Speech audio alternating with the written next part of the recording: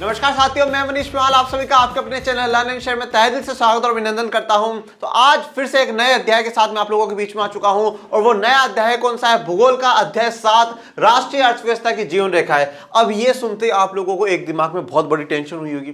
Tension ये हुई होगी कि सर आप लास्ट चैप्टर पे डायरेक्ट कैसे आ गए? चैप्टर 6 विनिर्माण उद्योग तो भी बाकी है, तो वो बिल्कुल कराएंगे। वो काफी बोर्ड एग्जामिनेशन से अभी क्या है डिटेक्ट हो चुका है, तो उसे अपन बाद में लेंगे, पहले ये ले लेते हैं। और दूसरा पॉइंट ये है कि ये चैप्टर बहुत इजी है, जल्दी भी हो जाएगा और हमारी डेली लाइफ से जुड़ा हुआ है। आप लोग बस देखते हो ना, देखते हो, बिल्कुल देखते हो, तो उसी से जुड़ा हुआ है। आपने रेलवे देखी है, रेलवे देखी है, उससे जुड़ा हुआ है। आपने हवा में आकाश में उड़ता हुआ एरोप्लेन देखा होगा, तो वो भी देखा। इन्हीं चीजों से बेसिक जो हमारी डेली लाइफ में हम लोग कुछ चीजें ऐसी देखते हैं जिनसे ही जुड़ा हुआ जो चैप्टर है, पर वो हमारी अर्थव्यवस्था में, हमारी इकोनॉमी में बहुत इंपॉर्टेंट रोल प्ले करता है। इसलिए इस चैप्टर को नाम दिया गया राष्ट्रीय अर्थव्यवस्था की जीवन रेखा है। उसका लेक्चर नंबर 1 हम लोग आज पढ़ने जा रहे हैं और ये एरोप्लेन बिल्कुल आपकी तरफ ही उड़ रहा है और इसी प्रकार से हमें भी क्या है, आकाश को चूमना है, गगन तक छू करके आना है। पर आज इस लेक्चर में हम क्या क्या पढ़ेंगे? परिवहन, ट्रांसपोर्टेशन क्या होता है, उसमें सड़क परिवहन भी जानेंगे और रेल परिवहन भी जानेंगे। पाइपलाइन, जल परिवहन, प्रमुख समुद्री पतन, वायु परिवहन, संचार सेवाएं और अंतरराष्ट्रीय व्यापार, ये जो पूरा है ये हमारे पूरे चैप्टर का है। चैप्टर फ्लो हमारा इसी प्रकार से रहेगा कि हमें ये सारे टॉपिक्स पढ़ने हैं। बट आज के हमारे क्या क्या टॉपिक्स रहेंगे? आज हम एक परिचय, जो बेसिक इंट्रोडक्शन है वो मैं आपको बताऊंगा। परिवहन, ट्रांसपोर्टेशन के बारे में, रेल परिवहन और रेल परिवहन की समस्या क्या होती है, ये सब कुछ आज हम लोग पढ़ने वाले हैं और बहुत इंटरेस्टिंग टॉपिक हमारा होने वाला है। तो आइए शुरू करते हैं। सबसे पहले थोड़ा सा जो बेसिक है वो जानते हैं। तो परिवहन में देखिए, परिवहन को हम लोग 2-3 पार्ट्स में डिवाइड करेंगे। परिवहन को हमने 3 पार्ट्स में डिवाइड करा है। सबसे पहला है स्थल परिवहन। स्थल परिवहन में क्या है? स्थल परिवहन में हम बात करते हैं लैंड की, जो चीज जमीन पर हो रही है उसकी हम बात करेंगे। तो जमीन वाले में क्या है? स्थल में एक तो सड़क पर जितने भी आपके साधन चलते हैं, इसमें आप मोटरसाइकिल भी आ सकती है, स्कूटर भी आ सकता है, जो ऑटो होते हैं वो भी है, बसेस भी है, ये सब कुछ इसी में। और यहाँ तक कि जो आपकी फरारी है, आपकी फरारी मतलब जो आपकी बाइसिकल है, वो भी इसी में है। ओके, तो सड़क में जितने भी परिवहन चलते हैं वो। उसके बाद जो दूसरा है रेल। ओके, दूसरा है रेलवे। तो रेलवे को हम लोगों ने देखा, जो रेलवे है वो भी क्या है, जमीन पे ही चलता है, तो जमीन का रेलवे। और तीसरा जो है वो है पाइपलाइन। अब जो पाइपलाइन है, हमने की बात करी अर्थव्यवस्था की जीवन रेखा है, तो पाइपलाइन का एक बहुत इंपॉर्टेंट रोल उसमें होता है। तो पहला जो पार्ट है वो क्या है? स्थल का है। दूसरे की जब हम लोग बात करते हैं तो वो आता है जल परिवहन का। ओके, दूसरा है जल परिवहन। अब जल परिवहन में भी 2 है, एक आंतरिक जल परिवहन,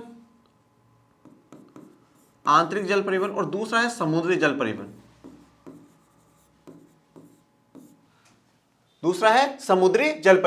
फिर तीसरा आता है वायु। तो वायु में भी हम लोग 2 देखते हैं, एक घरेलू और एक अंतर्राष्ट्रीय।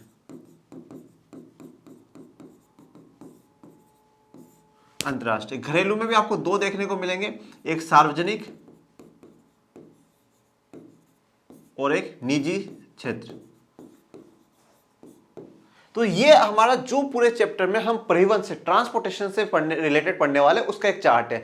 हमें इस चैप्टर में ट्रांसपोर्टेशन, परिवहन के बारे में पढ़ना है, हमें इस चैप्टर में संचार, कम्युनिकेशन के बारे में भी पढ़ना है। इन दोनों के बारे में हमें पढ़ना है और फाइनली हम इसमें पढ़ेंगे कि अंतरराष्ट्रीय व्यापार में एक लोग कैसे मदद कर रहे हैं। ओके, अब परिवहन, जो जितना भी हम परिवहन के बारे में पढ़ेंगे वो सिर्फ और सिर्फ हमने इस फ्लो चार्ट में देख लिया है। स्थल में हम लोग लैंड पे जितने भी ट्रांसपोर्ट चलते हैं, चाहे वो सड़क से जुड़े हुए हो, रेलवे से हो, पाइपलाइन हो, वो। फिर जल में आंतरिक और समुद्री दोनों पे बहुत गहन चर्चा करेंगे, विस्तार से समझेंगे। और फिर वायु, जिसमें घरेलू और अंतरराष्ट्रीय, घरेलू जो विद इन द कंट्री चलते हैं, जैसे आपने देखा होगा मुंबई से जयपुर की भी फ्लाइट मिलती है, जयपुर से लखनऊ, लखनऊ से रांची, हर जगह की हमें फ्लाइट्स मिलती है। उसके अलावा अंतरराष्ट्रीय में भी देखेंगे तो अंतरराष्ट्रीय में एक देश से दूसरे देश जाने के लिए भी फ्लाइट्स होती है।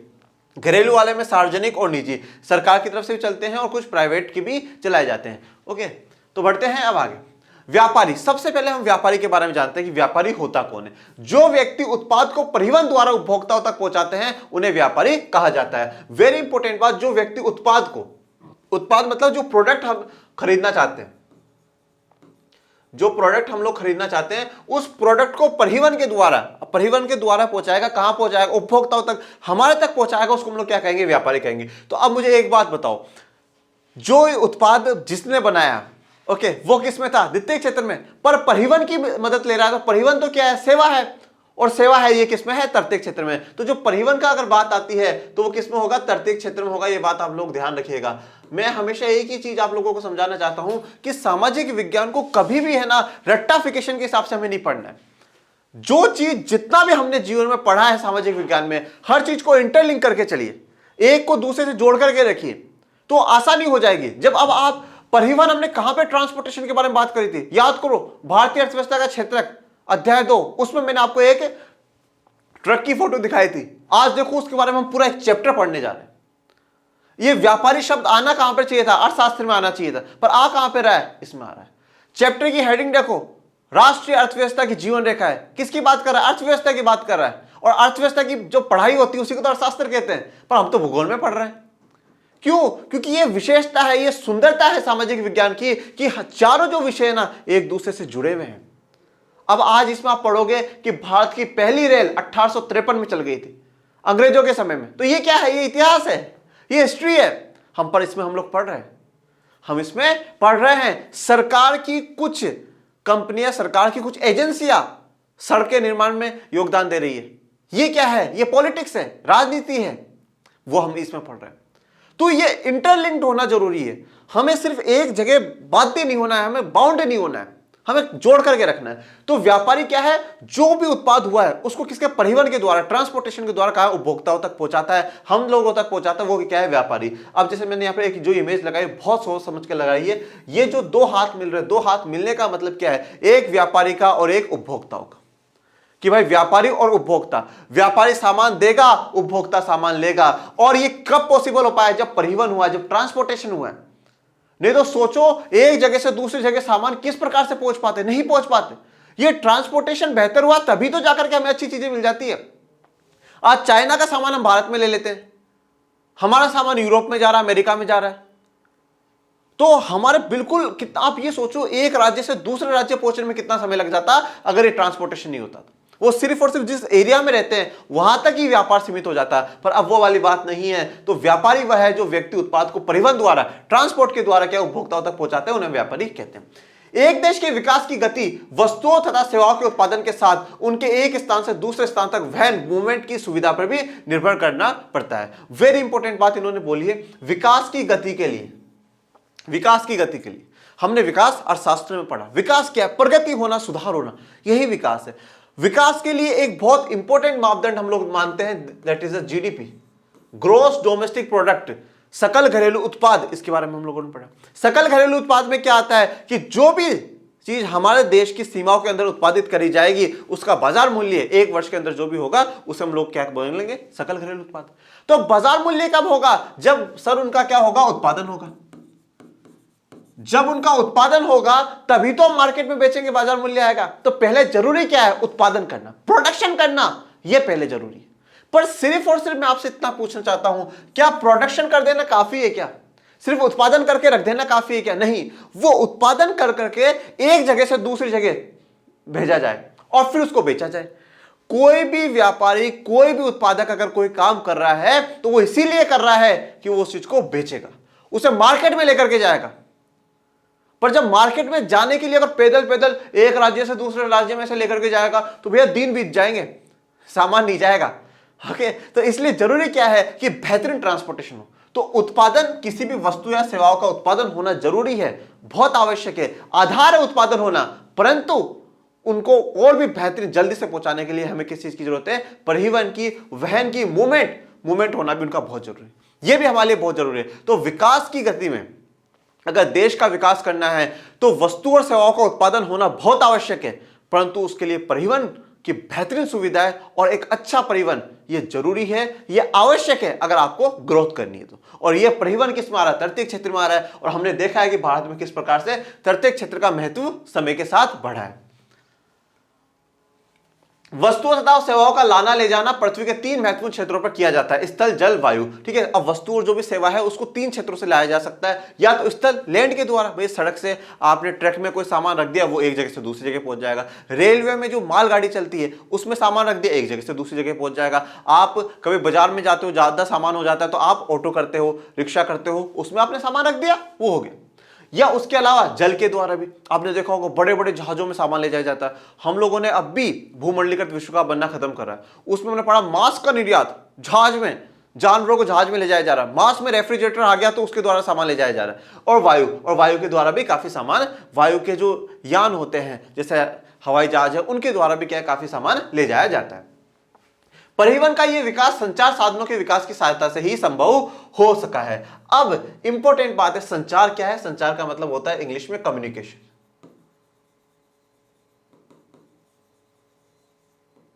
संचार यानी कम्युनिकेशन। अब अगर हम लोग बात ही नहीं कर पाते, अगर हम एक दूसरे से अपने विचार आदान प्रदान ही नहीं कर पाते, तो किस प्रकार से हम एक सामान को दूसरी जगह ले जाते? आज मैं आपको एक उदाहरण देता हूं। जैसे कि फॉर एग्जांपल ये एक बहुत बड़ा डीलर है किसी सामान का, ये एक बहुत बड़ा डीलर है, ओके, ये इसका नाम मान लो एक्स है, ये बहुत बड़ा डीलर है, ये शहर के सारे जितने भी छोटे छोटे रिटेलर्स होते हैं उनको सामान देता है। ये छोटा सा एक रिटेलर, ये एक छोटा सा रिटेलर। अब इस रिटेलर की इससे डीलर से बात हुई होगी कि भैया मुझे 1000 पीस चाहिए किसके? शर्ट के। मान लो ये कपड़े का व्यापारी है, उसने बोला मुझे 1000 पीस शर्ट के चाहिए, मतलब 1000 शर्ट्स मुझे चाहिए। ये पहले संचार हुआ है, कम्युनिकेशन हुआ है, बात हुई है, तभी तो जाकर के 1000 शर्ट्स भेजी है, तभी तो 1000 शर्ट्स भेजी है ना। तो परिवहन चाहे कितना ही अच्छा हो, पर अगर आपका कम्युनिकेशन ही नहीं हुआ होगा, अगर आपकी बातचीत ही नहीं हुई होगी तो वो बेकार है। तो संचार भी क्या है? ये परिवहन इतना बेहतरीन हो पाया, उत्पादन, वस्तुएं और सेवा एक जगह से दूसरी जगह आसानी से पहुंच पा रही है, उसमें परिवहन का बहुत इंपॉर्टेंट रोल है। पर वो तभी संभव हो पाया है जब संचार अच्छा हुआ है, कम्युनिकेशन हमारा अच्छा हुआ है। आज के समय में देखो ना, हमारा कम्युनिकेशन इतना अच्छा हो चुका है कि भैया हम लोग क्या है, एक ऑर्डर करते हैं कि हाँ मुझे 2 शर्ट चाहिए, वो आ जाएगी, मुझे एक मोबाइल चाहिए, वो आ जाएगा। तो कम्युनिकेशन भी तो अच्छा हुआ है ना। कम्युनिकेशन अच्छा हुआ तभी तो वो क्या है, पहुंच जाते हैं सामान लेकर के, लो सर आपका ऑर्डर आ गया। तो यही आवश्यकता हमें देखनी है कि संचार के बिना क्या है, परिवहन अधूरा रहेगा, और परिवहन के बिना जो आपने उत्पादित वस्तुएं सेवाएं करी है वो अधूरी रहेगी। अब आप लोग लिंक करने की कोशिश करो, किस प्रकार से ये अर्थव्यवस्था में, इकोनॉमी में किस प्रकार से हमें लाभकारी है। जब हमने तृतीय क्षेत्र के बारे में पढ़ा था, उसमें हमने सिर्फ और सिर्फ ये बात बोली थी सेवा है परिवहन, पर अब देखो संचार, परिवहन, किस प्रकार से उत्पादित वस्तु सेवाएं भी खराब हो जाएंगी अगर ये नहीं होंगे, और किस प्रकार से देश के विकास में, देश की आर्थिक अर्थव्यवस्था को बढ़ाने में बहुत बेहतरीन, बहुत शानदार योगदान देंगे। अब आप सोचोगे सर इन दोनों का क्या रोल है?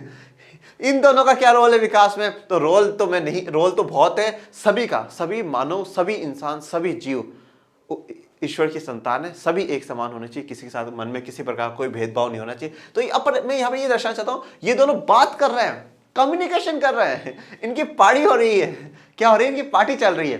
तो ये दोनों बातचीत कर रहे हैं, ये डिसाइड कर रहे हैं, देख अभी मैं पहले उधर भाग करके आऊंगा, फिर तू उधर जाना, फिर तू ऐसे करना। दोनों बात कर रहे हैं, संचार कर रहे हैं, कम्युनिकेशन कर रहे हैं, तभी तो क्या है ये कुछ काम कर पाएंगे, तभी तो कुछ आइडियोलॉजी, कुछ बातचीत कर पाएंगे। तो कम्युनिकेशन बहुत जरूरी होता है, कम्युनिकेशन के लिए मैंने ये दिखाया। इसलिए परिवहन, संचार व व्यापार एक दूसरे के पूरक है। पूरक का मतलब क्या होता है कि एक दूसरे के ऊपर डिपेंडेंट है, एक दूसरे के लिए जरूरी है, अलग अलग नहीं कह सकते कि भैया बिल्कुल अलग है, सप्लीमेंट्री है ये, भैया अगर ये चाहिए तो ये भी चाहिए, और ये होगा तो ये भी होगा। देखो परिवहन हुआ, हमने भाई शुरुआत हमने किससे करी थी? व्यापार से करी थी, कि भैया जो एक व्यापारी है तो वो व्यापारी करता है, व्यापार करने वालों को भी व्यापारी बोलते हैं। ये व्यापार कब सक्सेसफुल हो पाया? जब अच्छा परिवहन हुआ। ओके, अच्छा परिवहन कब होगा? जब लोगों के बीच में अच्छा संचार होगा, कम्युनिकेशन अच्छा होगा। तीनों में से अगर एक भी चीज नहीं है तो वो बेकार है, फिर वो बेकार है। मान लो आप कम्युनिकेशन ही नहीं कर रहे हो, हमारे पास बहुत बढ़िया गाड़ियां हैं, बहुत बढ़िया सामान बने हुए हैं, आपने कम्युनिकेट ही नहीं करा। भैया मुझे बोलो तो सही कि भैया 1000 शर्ट भेजनी है तभी तो भेजूंगा, मुझे सपना थोड़ी आएगा, तो वो पॉसिबल ही नहीं। और मान लो मेरी बात भी हो गई, मेरा कम्युनिकेशन भी हो गया, पर मेरे पास ट्रांसपोर्टेशन ही नहीं है, तो क्या मैं इसे पीठ पर रख करके उसको देकर के आऊं? तो भी पॉसिबल नहीं हो पाएगा। और मान लो अच्छा संचार भी हो गया, अच्छा परिवहन भी हो गया, पर फिर जब ये दोनों अच्छे हो गए तो फिर व्यापार तो खुद पे खुद ही अच्छा हो जाएगा ना। आपने बहुत सी बार देखा होगा, अगर आप मार्केट्स में जाते हो, जब आप एक साथ बहुत ज्यादा सामान लेते हो तो आपको वो ऑटो रिक्शा कर करके देखते हैं, टेम्पो करके देते हैं कि आप इसमें सामान रख करके ले जाइए, इसको 100 रुपये दे देना, 200 रुपये दे देना, या कभी कभार वो दुकानदार भी दिला देता है, मैं दे दूंगा, आप इनके घर पे सामान रख करके आ जाओ। तो ये क्या है? क्यों? क्योंकि ये जरूरी है, ये आवश्यकता है। अब आते हैं हमारे मेन टॉपिक पे, परिवहन, परिवहन ट्रांसपोर्टेशन। और इसमें सबसे पहले जो हम लोग पढ़ेंगे लैंड ट्रांसपोर्टेशन के बारे में पढ़ेंगे, लैंड ट्रांसपोर्ट। अब हम लोगों ने पहले स्टार्टिंग में ही एक बात क्लियर कर ली कि स्थल परिवहन में तीन चीजें आ रही हैं, सड़क के, रेल के और पाइपलाइन के। तो सड़क और रेल वाला आज पढ़ लेंगे और पाइपलाइन वाला आगे के लेक्चर में। भारत विश्व के सर्वाधिक सड़क जाल वाले देशों में से एक है। यह सड़क जाल लगभग 54.7 लाख किलोमीटर है। देखिए ये चैप्टर की सबसे जो इंपॉर्टेंट बात यह है कि इसमें फैक्ट्स ज्यादा हैं, आपको इसमें कुछ ज्यादा समझने की जरूरत नहीं, फैक्ट्स है वो आपको याद ही करने पड़ेंगे। क्या है भाई, भारत सबसे बड़ा सड़क जाल में से एक भारत के पास भी है, 54.7 लाख वर्ग किलोमीटर में सड़कें बनी हुई है, ये आपको याद ही करना पड़ेगा। इसमें कोई चीज समझाने की ज्यादा नहीं रहेगी। जो चीज ऐसे पॉइंट्स आएंगे जहां समझाना वहां बिल्कुल मैं आपको ये बातें समझाते हुए जाऊंगा। और यहां पे देखिए सड़कें के एक आपको इमेज दिख रही है, हाईवे का टोल का जो है वो इमेज मैंने आपको दिखाया। और अब तो आप देखिए गांव में भी बेहतरीन सड़कें बन रही है, गांव में है, हर एरिया में, हर कॉलोनी में सड़कें बनती है। अब हमने कॉलोनी में सड़कें बनाने, ये किसका काम है भैया, पार्षद का। और ये कहां पे पढ़ा था, संघवाद वाले चैप्टर में, स्थानीय स्वशासन व्यवस्थाओं में। आ गया ना, फिर से इंटरलिंक्ड हो गया हमारा। भारत में सड़क परिवहन रेल परिवहन से पहले प्रारंभ हुआ। निर्माण तथा व्यवस्था में सड़क परिवहन रेल परिवहन की अपेक्षा अधिक सुविधाजनक है। ये बात देखो, अब हमारे रेल परिवहन कब शुरू हुआ, पहली रेल चली 1853।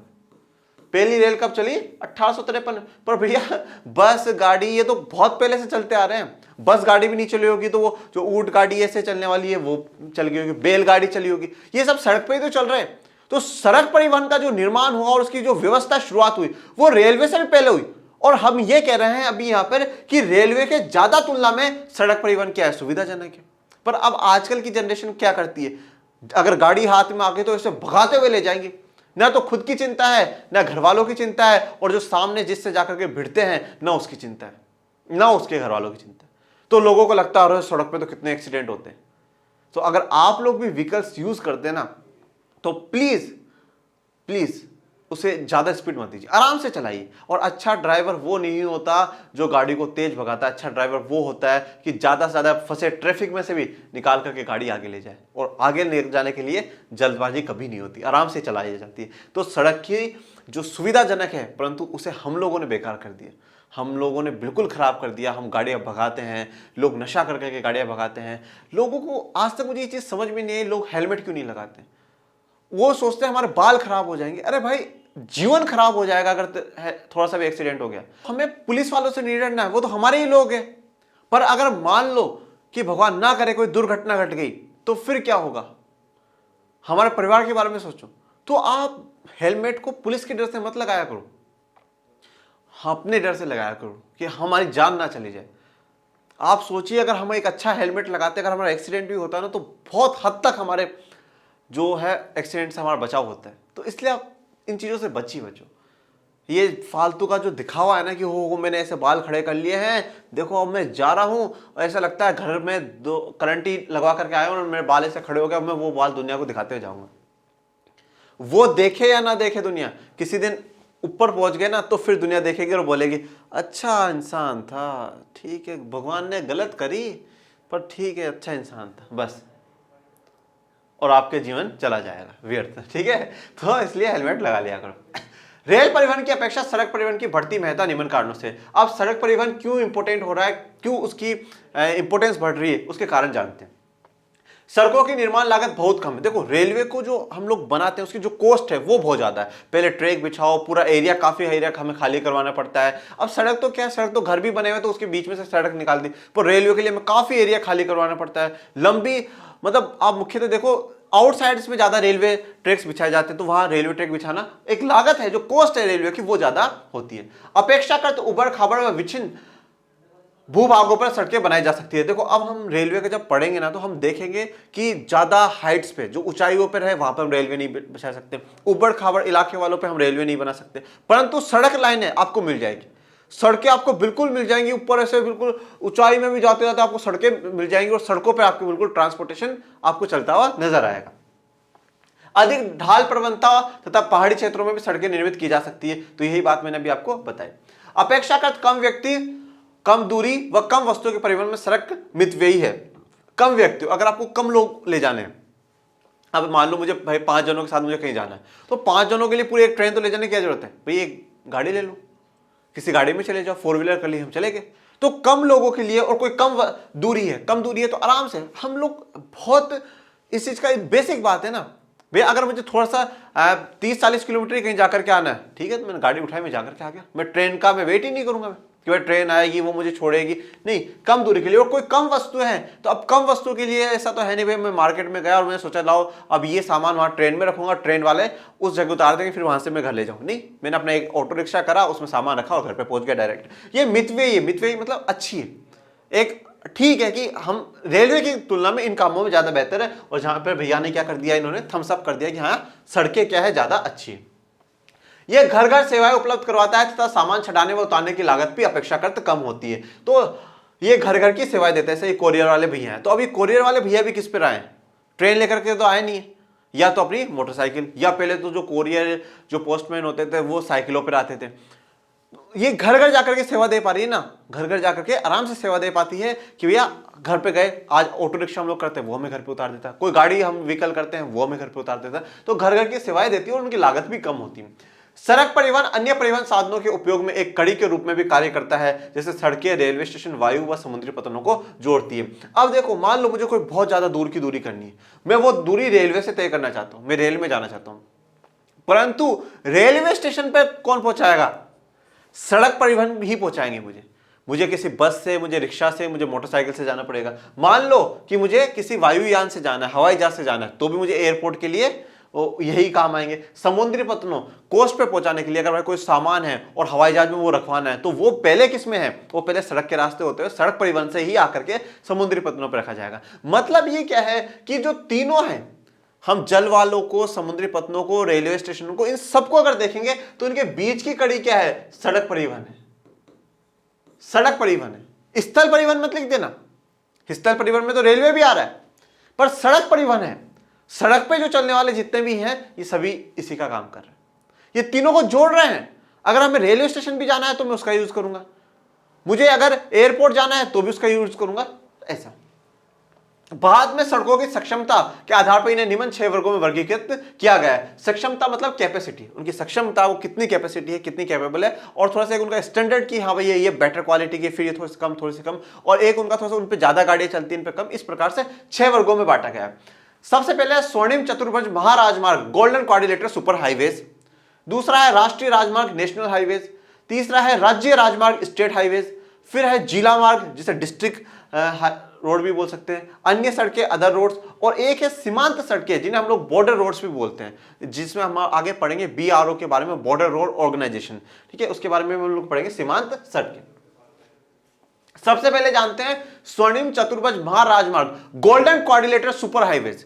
गोल्डन क्वाड्रिलेटर या चतुर्भुज तो आपने लोगों ने पढ़ रखा होगा गणित में, यह होता है चतुर्भुज क्वाड्रिलेटर। तो ये जो स्वर्णिम गोल्डन क्वाड्रिलेटर है, इसके बारे में, ये जो हमारी मेगा सिटीज है, मुंबई, चेन्नई, कोलकाता, दिल्ली, इनको कनेक्ट करने का काम ये रोड करती है। भारत सरकार ने दिल्ली, कोलकाता, चेन्नई, मुंबई व दिल्ली को जोड़ने वाली 6 लेन वाली महाराजमार्गों की सड़क परियोजना प्रारंभ की है। दिल्ली कोलकाता, पहले किसको जोड़ा, दिल्ली कोलकाता को जोड़ा, ओके। जैसे कि अब आप इसमें, ये आप मैप भी दिखाओ, ये रहा दिल्ली, और यहाँ पे जो कोलकाता है उसको, दिल्ली कोलकाता को, फिर चेन्नई मुंबई को, पहले चेन्नई मुंबई को, फिर मुंबई से दिल्ली को।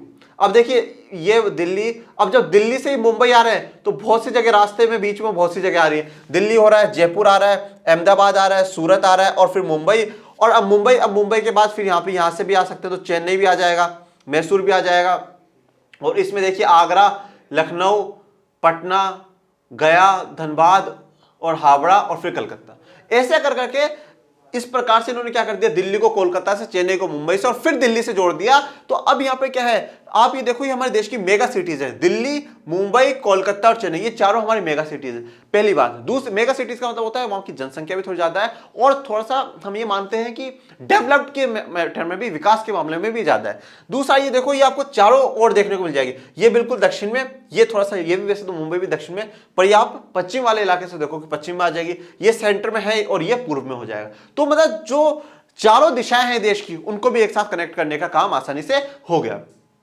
6 लेन वाली बनाई, 6 लेन का मतलब होता है ये ऐसे बीच में डिवाइडर होता है, तो 1 2 3 मतलब इधर से 3 गाड़ियां निकल जाए और 1 2 3 इधर से 3 गाड़ियां निकल जाए, मतलब सड़क की जो चौड़ाई होगी वो बहुत बड़ी होगी, बहुत ज्यादा होगी। इस परियोजना के तहत 2 गलियारे प्रस्तावित है। प्रथम उत्तर दक्षिण गलियारा, 2 गलियारा मतलब 2 कॉरिडोर बनाए गए। पहला कौन सा? उत्तर दक्षिण, उत्तर से दक्षिण, दिल्ली से देखो चेन्नई तक की बात आ गई, जो श्रीनगर को कन्याकुमारी से जोड़ता है, श्रीनगर से लेकर के कन्याकुमारी तक पूरा इससे जोड़ने का काम करता है। द्वितीय जो पूर्व पश्चिम गलियारा है, सिलचर आसाम में है और पोरबंदर गुजरात में, इन दोनों को जोड़ने का मतलब यहां से यहां और यहां से यहां, इसको पूरा जोड़ने का काम इसने कर दिया। ये 2 गलियारे हैं, उत्तर दक्षिण गलियारा और पूर्व पश्चिम गलियारा, वहां से यहां और यहां से पूरा का पूरा उसको कनेक्ट करने का काम करता है। ये क्या है? स्वर्णिम चतुर्भुज। उद्देश्य क्या है इस चतुर्भुज बनाने का? उद्देश्य क्या है? भारत के मेगा सिटीज के मध्य की दूरी व परिवहन समय को न्यूनतम करना। अब ये जो कोऑर्डिनेटर बना है, तो अब इनमें क्या है? बेहतरीन सड़कें हैं, बहुत बढ़िया सड़कें हैं, और इससे क्या होगी, जो मेगा सिटीज है, जो बड़ी सिटीज है, उनकी दूरी, उनका डिस्टेंस कम हो जाए और अब जल्दी से क्या है वहां पर पहुंच जाए और न्यूनतम पैसों में और न्यूनतम समय में हम पहुंच सके।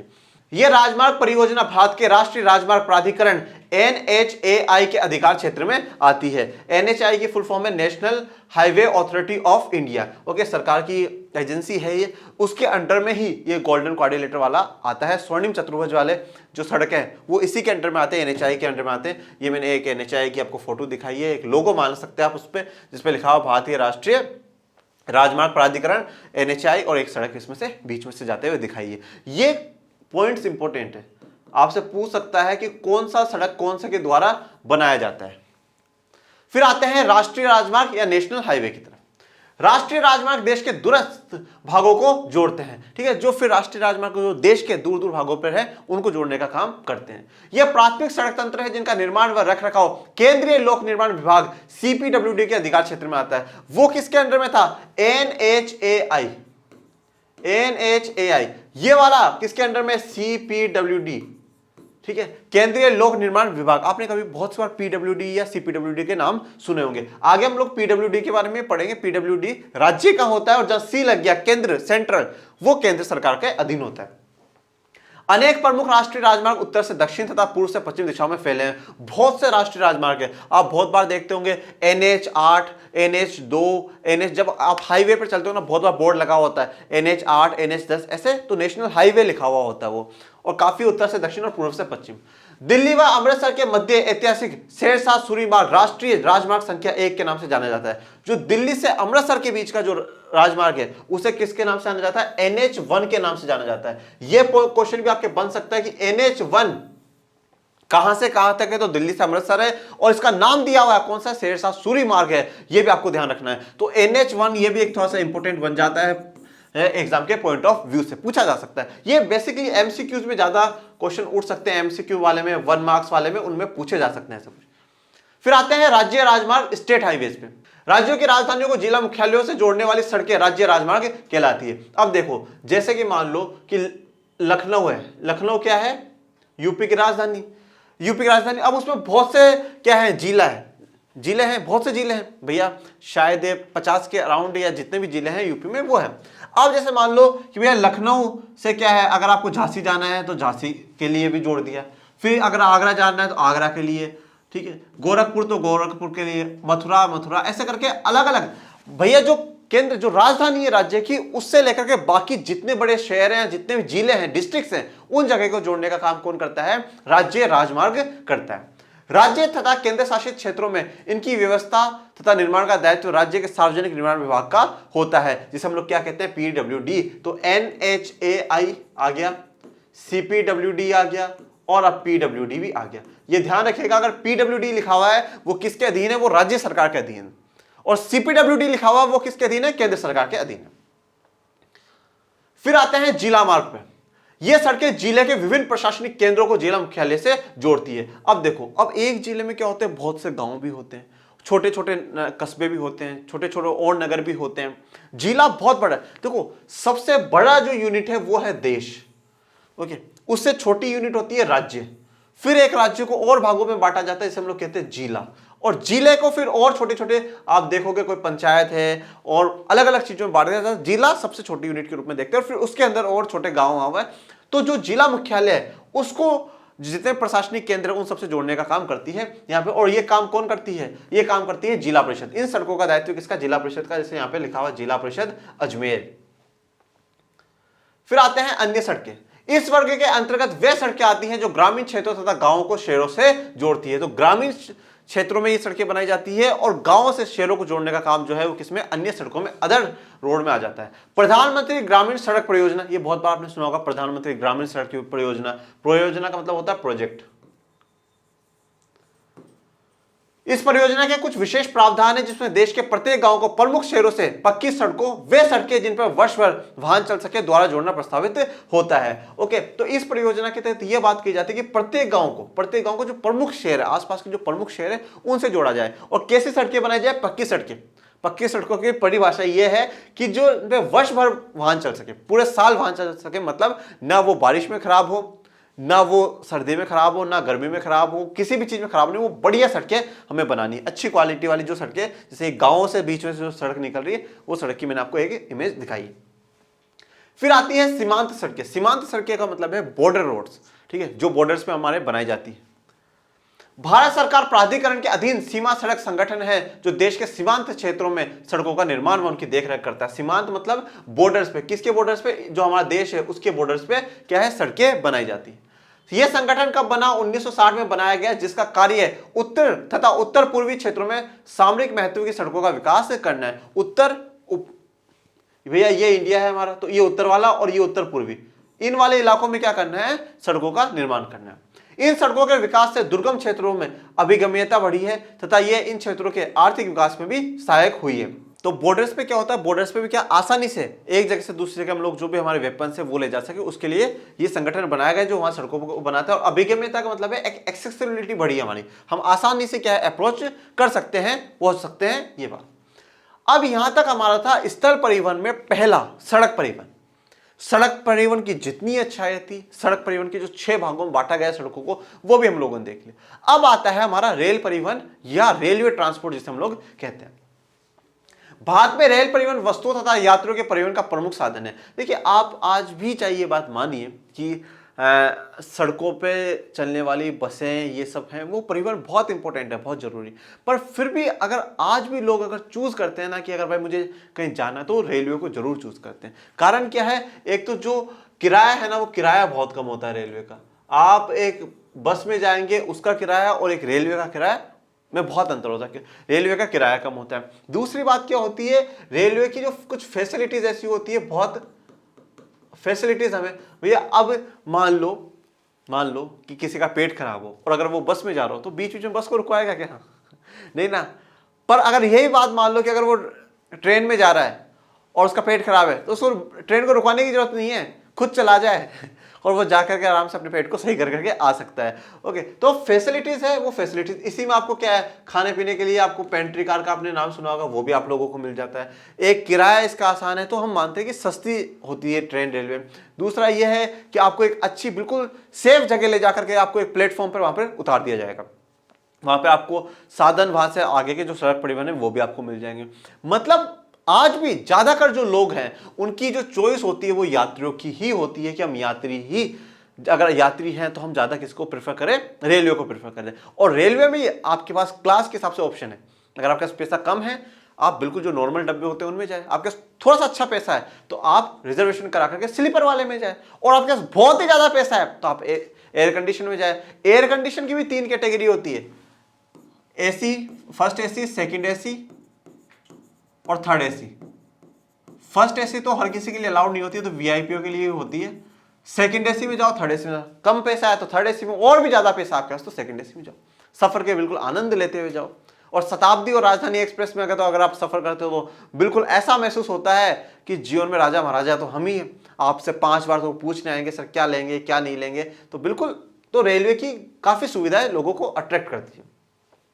रेल परिवहन अनेक कार्यों में सहायक है, जैसे व्यापार, भ्रमण, तीर्थ यात्राएं व लंबी दूरी तक सामान का परिवहन आदि। तो रेल परिवहन बहुत चीजों में काम आता है। व्यापार के लिए हम जैसे मालगाड़ियों में बहुत सामान जाता है, और 70% तक की जो अर्निंग है ना वो गुड्स से ही है। रेलवे को 70% तक की अर्निंग गुड्स से ही होती है। जो सामान वो एक जगह से दूसरी जगह लेकर के जाता है उसके लिए 27% जो यात्री पैसेंजर जाते हैं उनसे, और 3% एडवर्टाइजमेंट से। ये नॉर्मल सा मैं एक ब्यूरो बता रहा हूँ, तो उससे होती है।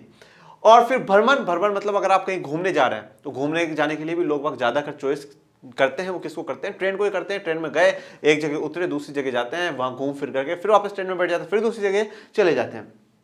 तीर्थ यात्रा है, अगर किसी को भाई तीर्थ यात्रा करनी होती है, अगर चारों धाम या कहीं पर भी जाना होता है, तो वो ट्रेन को चूज करता है, वहां जाता है, उतरता है, यात्रा करता है, फिर ट्रेन में बैठ करके दूसरी जगह चले जाता है। या कोई लंबी दूरी का सामान का परिवहन, तो अगर कोई लंबी दूरी तक हमें कोई सामान भी पहुंचाना है तो भी हम रेलवे को ही यूज करते हैं। भारतीय रेलवे देश की अर्थव्यवस्था, उद्योगों व कृषि के तीव्र गति के से विकास के लिए उत्तरदायी है। तो अगर अर्थव्यवस्था में बहुत बड़ा रोल है किसका? भारतीय रेलवे का। उद्योगों में भी सामान एक जगह से दूसरी जगह पहुंचाने में उसका बहुत रोल है, और कृषि, किसी में भी हो, भारतीय रेलवे का योगदान है वो सच में बहुत महत्वपूर्ण है। सर्वाधिक बड़ा सार्वजनिक क्षेत्र का प्राधिकरण है, तो सबसे बड़े प्राधिकरणों में से भाई जो सरकार अंडरटेक करे, सरकार के पास है, वो उनमें से एक रेलवे है। देश की पहली रेलगाड़ी 1853 में मुंबई और थाने के मध्य चलाई गई, जो 34 किलोमीटर की दूरी तय करती है। तो यह बात आपको बहुत इंपॉर्टेंट है, आप इसमें स्टार बना लीजिएगा कि 1853 में आपके एक रेलगाड़ी चलाई गई, कहां से? मुंबई से थाने के बीच में, और 34 किलोमीटर के लिए दूरी तय हुई थी। भारतीय रेल परिवहन को 18 रेल प्रखंडों में पूर्ण संकलित किया गया है। देखो, यह आपकी किताब में 16 लिखे हुए हैं, पर 16 नहीं है, 18 रेल प्रखंड है, या इन्हें हम लोग इंग्लिश में कहते हैं 18 रेलवे जोन्स। 18 railway Jones. अब ये 18 रेल प्रखंड है क्या भाई? पूरे भारत में इतना बड़ा हमारा रेलवे नेटवर्क है, तो उसको क्या है, पार्ट्स में डिवाइड करा गया। आपने बहुत सी बार ट्रेनों के ऊपर लिखा हुआ देखा होगा एनआर। एनआर क्या होता है? Northern railway. NR northern railway. Okay, कभी कभार आप ये भी देखते होंगे एनडब्ल्यूआर, नॉर्थ वेस्टर्न रेलवे, उत्तर पश्चिम रेलवे, ठीक है, उत्तर रेलवे, ठीक है। आपने कभी कभार सीआर भी देखा होगा, सेंट्रल रेलवे। ये क्या है? ये प्रखंड, ये जोन है, 18 जोन है, ये 18 जोन है। उन 18 जोनों के हिसाब से वो गाड़ियों पर क्या भाई, ये एनआर, ये एनडब्ल्यूआर, उस हिसाब से 18 जोनों में बांटा गया, जिससे कि वर्क क्या हो, आसान हो सके। और भारत का जो रेलवे नेटवर्क है वो पूरी दुनिया में एक बहुत बड़े नेटवर्कों में से एक है, पूरे वर्ल्ड में सेकंड और एशिया में फर्स्ट नंबर पे हम लोग स्थान रखते हैं अप्रोक्सीमेशन। प्रभावित करने वाले कारक, अब रेलवे को जो प्रभावित करने वाले कारक हैं वो कौन कौन से? भू आकृतिक, आर्थिक और प्रशासकीय। भू आकृतिक, अब हम लोग देखते हैं कि रेलवे क्या है, हर जगह नहीं बना जा सकती। रेलवे के लिए क्या चाहिए? समतल जमीन चाहिए। क्या चाहिए? समतल जमीन चाहिए, जहां पर क्या हो, आराम से हम लोग बना सकते। समतल जमीन चाहिए, बिल्कुल फ्लैट मैदानी इलाका उसको चाहिए। ज्यादा ऊबड़ खाबड़ हो गया तो नहीं बना सकते। हाँ, पानी में तो हम ब्रिज बना करके ऊपर से निकाल देते हैं। तो सबसे जो बेस्ट होता है वो समतल होता है। भू आकृति, जो जमीन की आकृति है, जो फिजिकल फीचर्स है जमीन के, वो भी थोड़ा सा परेशानी करने वाले हैं। आर्थिक, कभी कभार आर्थिक कारण भी होते हैं उसके कारण भी, और कभी कभार प्रशासनिक एडमिनिस्ट्रेटिव कारणों के कारण भी नहीं हो पाते। उत्तरी मैदान अपनी विस्तृत समतल भूमि, सघन जनसंख्या घनत्व, संपन्न कृषि व प्रचुर संसाधनों के कारण रेल परिवहन के विकास व वृद्धि में सहायक रहा है। यद्यपि असंख्य नदियों के विस्तृत जल मार्गों पर पुलों के निर्माण में कुछ बाधाएं आई हैं। देखो क्या बोला, उत्तरी मैदान पे, मैंने अभी क्या कहा था, समतल पे बन सकती है, मतलब मैदानों पे बन सकती है। तो उत्तरी मैदान में समतल भूमि है, बिल्कुल समतल भूमि है, तो आराम से बनाई जा सकती है। सघन जनसंख्या घनत्व, सघन जनसंख्या घनत्व मतलब वहां पे जनसंख्या बहुत बढ़िया है, बहुत अच्छी जनसंख्या है। तो भाई जनसंख्या होगी तभी तो रेलवे काम आएगा, तभी तो रेलवे काम आएगा। वो जापान की एक लड़की की वाली स्टोरी देखी आप लोगों ने? ट्रेन में सिर्फ एक लड़की के लिए ट्रेन चलाई जा रही है, तो वैसे तो हो नहीं सकता कि एक के लिए हम ट्रेन चलाएं। तो ज्यादा जनसंख्या होगी तभी तो प्रॉफिट होगा कि हमें पैसा मिले। तो ज्यादा जनसंख्या, उसका संपन्न कृषि होती, कृषि होगी तो मतलब क्या होगा, अच्छे उद्योग होगा, उद्योग होगा तो अच्छे तटीय क्षेत्र काम करेगा। प्रचुर संसाधन है, इनके कारण क्या है, रेलवे का जो परिवहन है उसका विकास होता रहता है, सहायक रहा है। असंख्य नदियों के ऊपर भी क्या है, जल मार्गों के ऊपर पुल बनाने में कुछ बाधाएं आई हैं, परंतु उनको भी हमने फेस कर करके उनके ऊपर से भी रेलवे निकाल दी। प्रायद्वीप भारत में रेल मार्ग उबड़ खाबड़ पहाड़ी क्षेत्रों, छोटी पहाड़ियों, सुरंगों आदि से होकर गुजरते हैं। अब देखो प्रायद्वीपीय भारत, प्रायद्वीपीय भारत, ये जो आपको नीचे वाला हिस्सा दिखता है भारत का, प्रायद्वीपीय का मतलब ये होता है कि जो तीन तरफ पानी से घिरा हुआ हो, और भारत का जो नीचे वाला हिस्सा है वो तीन तरफ पानी से घिरा हुआ है, तो इसे हम लोग क्या कहते हैं, प्रायद्वीपीय भारत कहते हैं। यहाँ पे आपको घाट भी देखने को मिलेंगे, और आपको यहाँ पे बहुत पहाड़ी क्षेत्र भी, जैसे इधर तो कौन सा है, पश्चिमी घाट, और इधर कौन सा है, पूर्वी घाट। ओके, तो अब यहाँ पे ऊपर खाबड़ पहाड़ी क्षेत्रों पर से, छोटी छोटी पहाड़ियों पर से सुरंगों आदि से होकर के गुजरते हैं। आपने बहुत सारा देखा होगा सुरंग में से गाड़ी निकलती, क्यों? क्योंकि हमने उसमें बीच में से गैप कर करके गाड़ी को निकाला है, ट्रेन को हम लोग निकालते हैं। हिमालय पर्वतीय क्षेत्र में दुर्लभ ऊंचावच, विरल जनसंख्या तथा आर्थिक अवसरों की कमी के कारण रेलवे लाइन के निर्माण में प्रतिकूल परिस्थितियां उत्पन्न करता है। देखो अब क्या है, जो हिमालय पर्वतीय क्षेत्र है, अब वहां पर क्या दुर्लभ ऊंचावच, बहुत हाइट है, ओके, विरल जनसंख्या, जनसंख्या बहुत कम है और आर्थिक अवसरों की बहुत कमी होती है। तो इस कारण क्या होता है, वहां पे रेलवे का निर्माण करना क्या है, प्रतिकूल है, अनुकूल नहीं है। अनुकूल क्या होता है, सपोर्ट, फेवर में। प्रतिकूल क्या है, अगेंस्ट में। तो प्रतिकूल परिस्थितियां उत्पन्न करती है। पश्चिमी राजस्थान और गुजरात के दलदली, अब यहां पे क्या है, दलदली सा है भाई, आप पैर रखोगे तो अंदर ही धस जाएगा, दलदल वाला है। मध्य प्रदेश के वन क्षेत्र है। छत्तीसगढ़, उड़ीसा, झारखंड में रेल लाइन निर्माण करना थोड़ा सा कठिन है। अब देखो छत्तीसगढ़, उड़ीसा, झारखंड, यहाँ पे आपको खनिज वाले इलाके देखने को मिलेंगे, तो पहाड़ियां भी हैं और थोड़ा सा क्या जंगल में ज्यादा है, और जंगल में जो समुदाय रहते हैं उनको हटा करके वहां रेलवे लाइन बनाना थोड़ा सा कठिन काम हो जाता है।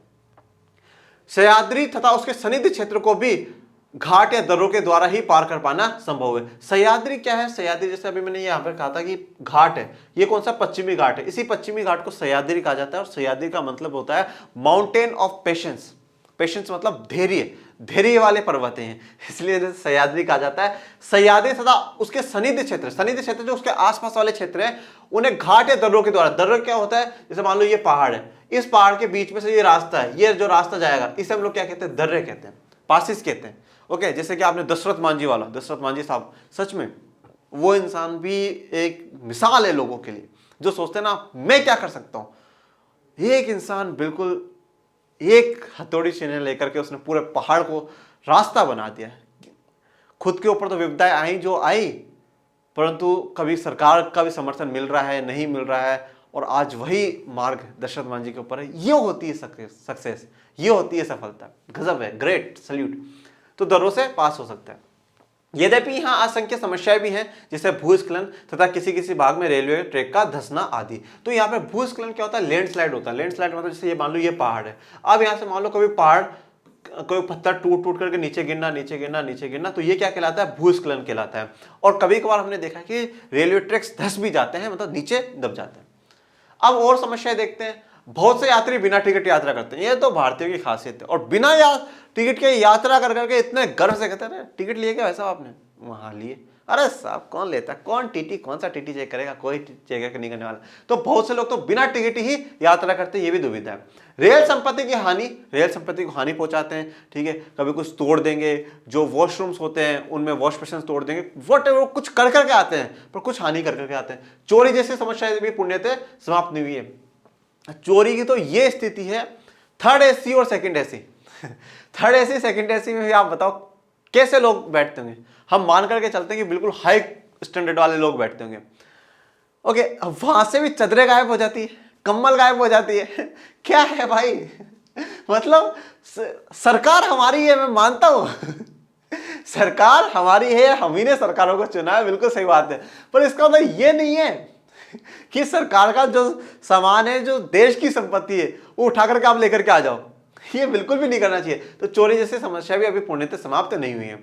जंजीर खींचकर यात्री कहीं भी अनावश्यक रूप से गाड़ी रोकते हैं, जिससे रेलवे को भारी हानि उठानी पड़ती है। तो जंजीर खींच लेते हैं, जैसे मान लो, मैं आपको बहुत सी बार मैंने भी देखा है, गाँव से जब ट्रेन निकलती है, जैसे मान लो यहाँ से ट्रेन निकली, यहाँ से, और अभी ये वाला जो बीच वाला इलाका, अगर यहाँ से कोई बंदा उतर के जाएगा तो उसका घर पास में होगा, और अगर आगे चला गया, अब ट्रेन का रुकने का स्टॉपेज यहाँ पर है, यहाँ से होगा तो यहाँ से वो गाड़ी पकड़ेगा, फिर वो जाएगा। इसलिए क्या करते हैं, यहाँ आते ही जंजीर खींच देते हैं और उतर के भग जाते हैं। जब तक आप कौन पकड़ेगा, कौन कंप्लेंट करेगा, कौन से आरपीएफ जो रेलवे प्रोटेक्शन फोर्स है वो आएगा, फिर वो बेचारा ट्रेन वाले वापस चला लेते हैं। तो इस प्रकार की समस्याएं हैं वो हमें देखने को मिलती है रेलवे के बीच में। और परंतु फिर भी आज भी रेलवे बहुत इंपॉर्टेंट सेक्टर है भारत सरकार के लिए, और सभी को एक अच्छी सुविधाएं देने में जाना जाता है, और मतलब कहा जाता है गरीबों के लिए सच में बहुत बड़ी देन है रेलवे, जो आसानी से आराम से कम पैसे में पहुंच जाते हैं। पर मेरी रिक्वेस्ट आप लोगों से, टिकट तो अगर कोई भी जाए, टिकट तो खरीदनी चाहिए, क्योंकि जो टिकट हम लोग लेते हैं वो पैसा सरकार के पास जाता है, और ये मान करके चलिए कि जो पैसा सरकार के पास जाता है वो देश के विकास में ही काम आएगा, हमारा ही विकास होगा, हमारे देश का ही विकास होगा। मैं हमेशा एक बात कहता हूं, बहुत सी बार ये बात होती है कि देश कैसे बदला जाए। आप कुछ भी मत करिए, आप अपने स्तर पे वो सारे काम करिए जिससे देश सुधर सकता, सिर्फ अपने स्तर से। आप न दुनिया को समझाइए, न किसी को कुछ बोलिए, आप खुद करिए, आप खुद कर दिए। आपको लगता है कि अगर एक 20 रुपए की, 40 रुपए की, 100 रुपए की मैं टिकट खरीदने से देश का विकास होगा, खरीदिए। आपको लगता है कि मैं रेड लाइट पे रुक जाऊंगा तो देश का भला होगा, रुकिए ना, कानून है देश का, हमें मानना चाहिए, रुकिए। आप अपनी तरफ से गलती मत करिए। आप चाहे बस में बैठे हो, चाहे किसी भी जगह बैठे हो, ट्रेन में बैठे हो, कचरा मत फैलाइए। 100 लोग फैला रहे हैं तो इसका नहीं 100 फैला रहा है तो मैं भी फैलाऊं, ये बात नहीं। और ये भी जरूरी नहीं कि मैं वहां खड़ा होकर के ज्ञान देना शुरू कर दूं, तुम ऐसे हो तुम वो हो, ये मत। किसी को भी कहा जाता है कि माता पिता से, गुरु से और मूर्खों से कभी भी बहस नहीं होती। ओके, कभी भी उनसे बहस नहीं करनी चाहिए। तो इसी के साथ आज के लेक्चर को मैं खत्म करता हूं। तो आप भी किसी मूर्खों से तो बहस करिएगा मत, और सिर्फ पूरा का पूरा डेडिकेशन अपने पढ़ाई पे ही दीजिएगा। और बाकी इस वीडियो में या किसी भी प्रकार का कोई भी डाउट आपको रहता हो तो कमेंट बॉक्स में डालिएगा, और अपने चैनल को लाइक शेयर सब्सक्राइब करना बिल्कुल भी मत भूलिएगा। तो मिलते हैं नेक्स्ट वीडियो में, तब तक के लिए थैंक यू सो मच। जय हिंद, जय भारत।